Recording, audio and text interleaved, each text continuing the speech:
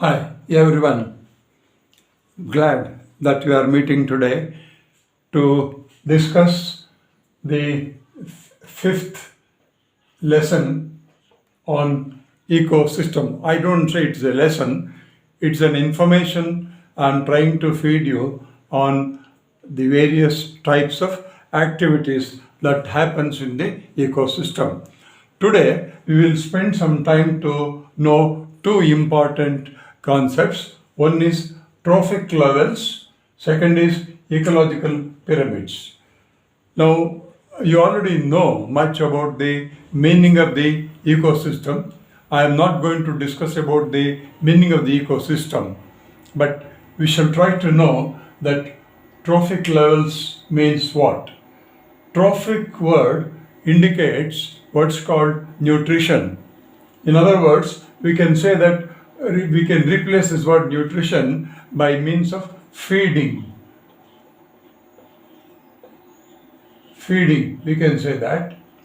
So feeding patterns in the ecosystem. That is what is called the trophic levels. So we have the different types of link established with plants and animals. You know, there are millions and millions and millions of plants and animals in the world. They got a feeding pattern, and that is called what's called the trophic level. So what we do, we will try to understand the basic types of levels that we could see in the ecosystem. Normally, we could say we can tell that there are four different patterns. We can say, let's say one of them will be at the base, and that will become what's called the primary producers, or we can say producers. They are all the green plants. So we already learned these things in the previous section about the productivity. Here we are only looking at the trophic levels or feeding habits. We have the producers.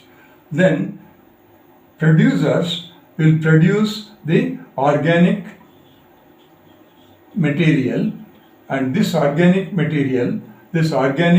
molecules, which are nothing but what we call the food molecules, which will store energy.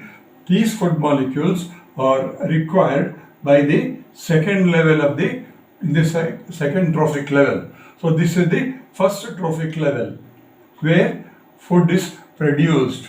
Organic molecules are produced by the producers.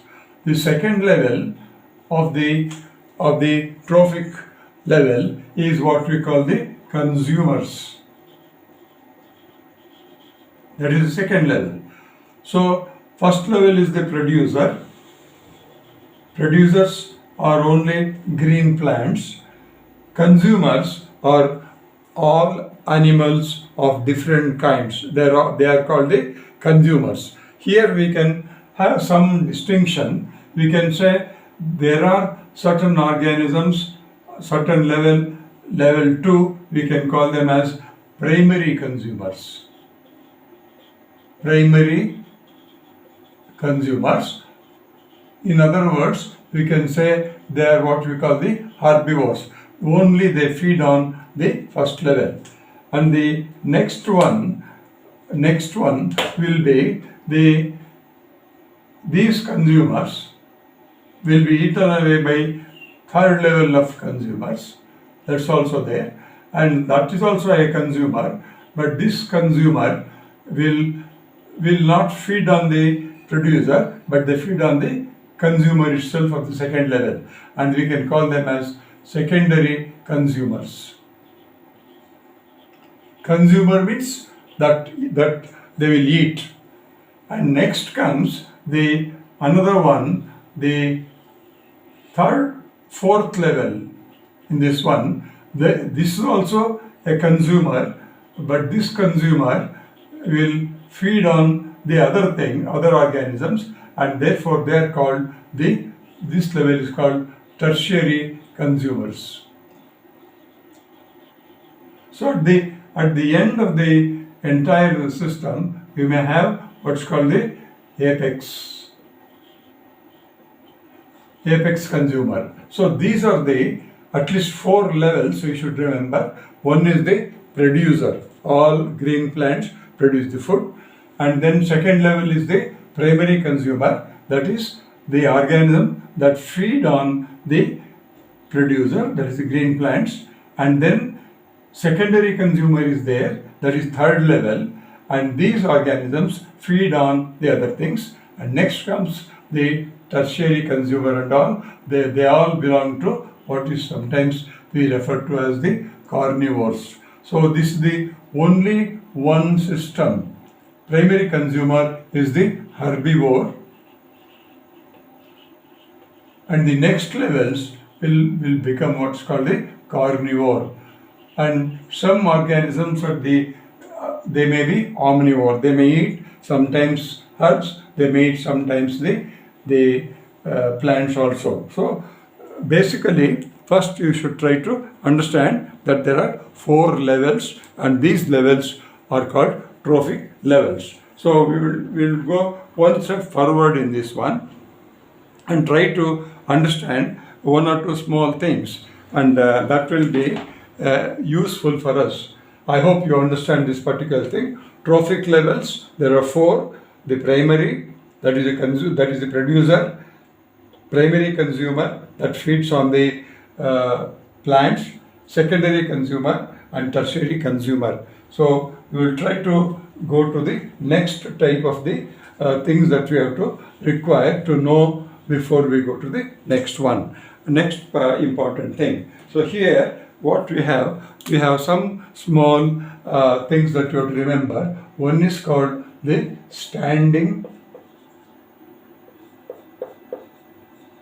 crop. This you should know. What do you mean by standing crop? At any given time, supposing you are looking at a paddy field. We will take only example from the plant kingdom, so it is easy for us to understand. Supposing you take a paddy field and you find that in a paddy field plants are all growing, different types of plants, maybe hundreds and thousands of plants may be there. Thousands of plants will be growing here. So if you take at any given time, that means maybe a day like tomorrow may be 14th of June and then 2021. If you go to the field and look at the field and look at it, whatever the plants that are growing, these plants would have produced and stored some biomass, and that biomass is called the standing crop. So standing crop is nothing but the biomass, total weight of the biomass present in any ecosystem that will be stored by the organism. That is called standing crop. Sometimes standing crop can be expressed as a dry standing crop or wet standing crop. What do you mean by that? When you say, especially for plants, if you take the plants, their body contain large amount of water. So it will not be correct to talk about standing crops. So in such a case, plants are dried and the dried weight of the plant is taken as the biomass. In case of animals, supposing if you say, what is my dry weight? Human being. My dry weight will be the way I am, without taking any liquid into the body. If you stand where you are and weigh, that will be your dry weight. So wet weight is the one where we add something to the body and then take it. So these are the concepts which you may have to remember. So one is the standing crop. Standing crop you must remember when we think of the next concepts in the ecosystem. Now next one we will be talking about will be the 10% law. That is again related to the trophic level. 10% law. What do we mean by this 10% law? So this 10% law tells us that only 10% of the energy, 10% of the energy that is transferred from one level to another level. So 10% of the energy that is captured by a system will be transferred to next level. Only 10% of that. Let us take the example now. When we come here, let's say we have the first level.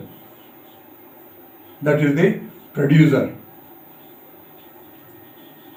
So whatever the producers will get the energy from the sun, supposing they get say 100 say kilogram mass is produced by that. These producers will now transfer that to the primary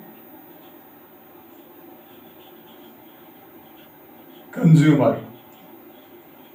How much they sell? They will only 10% of this one. That means will be only 10 kilogram is transferred to this one. So there is a loss of 90% in that one. And this one, primary consumers, now they may transfer the energy to say some secondary consumer. Maybe in this case, let's say that the producer has taken, for example, let's say an elephant has taken some food, and elephant cannot be considered as a food for many organisms. So we will drop this out, and let's say we will take up about the goat.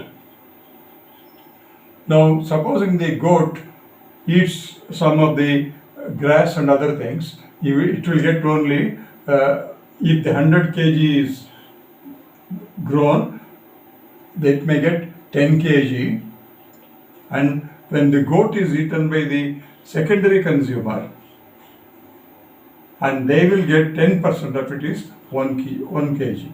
So that means this is how the energy flow goes on. That's called 10% law. So please remember that in the trophic level, at every level, the energy sent to the next level will be lowered by almost by 90%, or only 10% of the total biomass or energy goes into the next level. So these two are important concepts that you should remember. That is, one is the standing crab, second is the 10% law. I think with that we will come to the close of the trophic levels. Not much is there to discuss on that one. So we just only end up saying that trophic levels indicate the link between the different types of organisms present in the biosphere. Now we come to the next one called the ecological pyramids. When we think of the ecological pyramids, now we will first try to know what is the meaning of the word pyramid.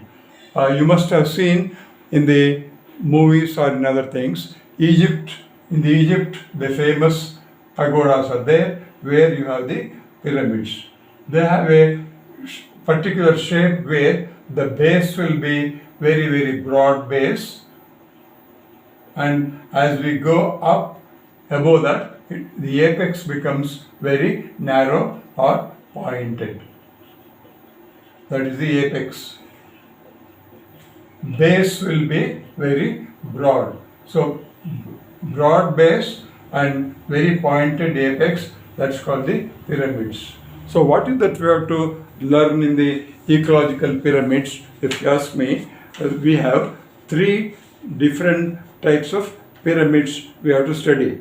One is called the first one is called the pyramid of numbers. There are three types of study we have to make. The first one is called pyramid of numbers. Numbers refers to the species. The second one will be the pyramid of biomass.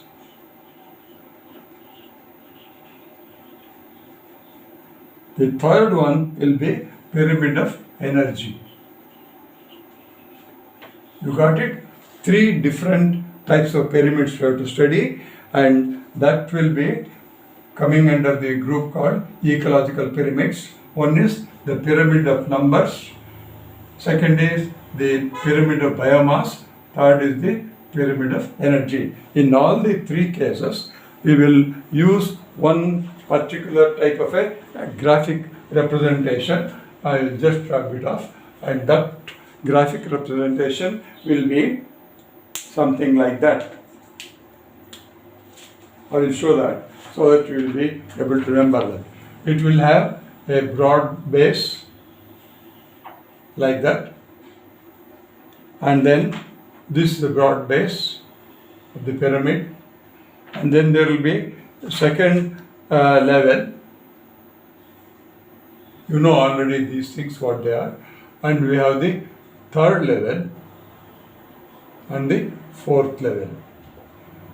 So in all the 3 different types of pyramids, we are now almost, you can say, this looks like a pyramid. Right? So this looks like a pyramid. We have taken that. So the basic one will be the primary or producers. You can say primary producers. The second one will be primary consumer. The third one will be secondary consumer, and the fourth will be tertiary consumer. So these are the 4 levels you must always remember. 1, 2, 3, 4 levels. So all for either for the ecological numbers, or for ecological biomass pyramid, or for ecological energy pyramid, this type of figure you must remember, that is the graphical representation. When we take up the primary pyramid of numbers, what is that we are going to discuss here? In this case, we are going to discuss the number of example plants. For example, in this case, if you take the numbers, the base, supposing there are about 6, I'm just taking an example. If there are 6 million plants, we are looking at it in an ecological system, then there in that ecosystem, primary consumers will be 80 lakhs. There are approximate numbers, 80 lakhs. That means the number of the producers will be much more than the number of primary consumers. Then when you go to the secondary consumer, that may be, for example, here in this case it may be 3 lakhs only. See, you see this, there is a constant reduction in the number. This is what the pyramid tells. And when you go to the tertiary consumer, it may be 3 number only. So if there are 3 tigers, for these 3 tigers, there must be 3 lakh organisms available of any type. And then for these 3 lakhs to go, there must be primary consumers must be 80 lakhs. And if the 80 lakhs have to live, then they must have 6 million plants. That means the number of the consumer, if you look at the trophic levels, the base of the pyramid will always have the greater number of the population, and then comes the next one, the primary consumer, secondary consumer, and tertiary consumer. So the number, as we move upwards from 1 to 4, as you move upwards from 1 to 4, if you move upward like 1 to 4, the number reduces. The number becomes less and less and less. So this is called the pyramid of numbers. This you must remember.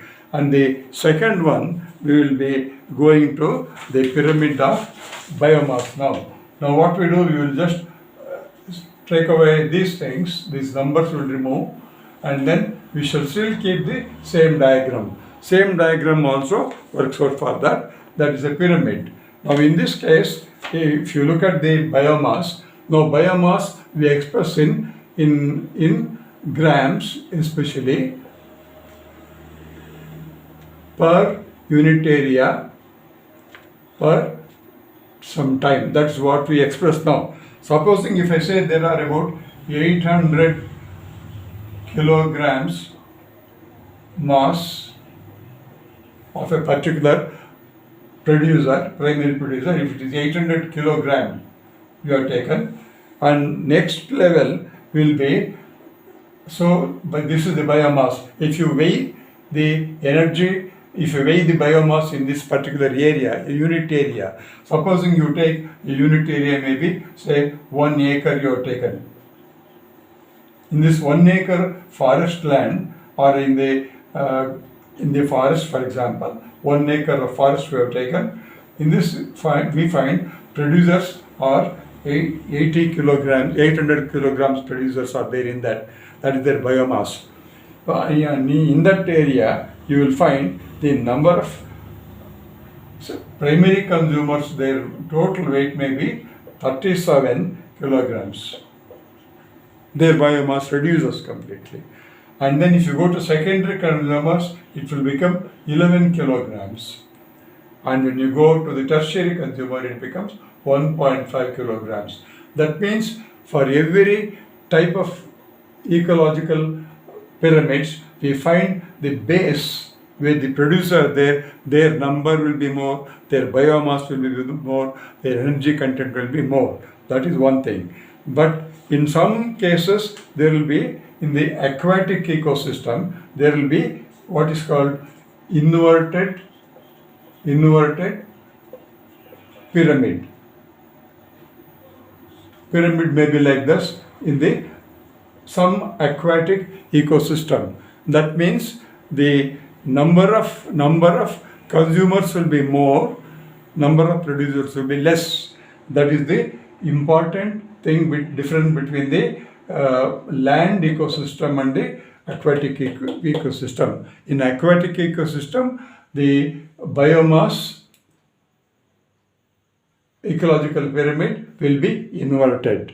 That please remember. We will not go much details into these things because it's only beginning we are not going to give you. And the next one, we will go to the next third one, ecological pyramid connected to the energy. I keep the same diagram again. Same diagram I am going to keep it. If you go to energy, which is what we discussed is the ideal situation. A situation may not be existing, but it is just for understanding we are discussing, that's called ideal situation. So the energy coming from the solar energy may be approximately 1 million joules of energy will be incident. So there will be large amount of energy will be coming from the solar radiation, and that producers will take, and producers will capture, for example, they may capture 10,000 joules of energy will be captured by these plants. When from here, when the energy goes to the next level, that is to the primary consumer in the form of food and other things, it will be 1000 joules. You know the 10% law, please remember that. And then it goes to the secondary consumer, it comes to 100. When it comes to the final one, it comes to 10J. That means the energy from one trophic level to the next trophic level reduces completely. So that is an important point you must remember here. Primary consumer, secondary consumer, all these things, if you look at it, you find the energy level becomes lower and lower and lower. So this is the three important concepts that you have to discuss here. The pyramid of numbers, pyramid of biomass, pyramid of energy. The same diagram I am using, the trophic level diagram I am using, and I have discussed here the important points about the ecological trophic levels and ecological pyramids. Thank you very much. Thank you.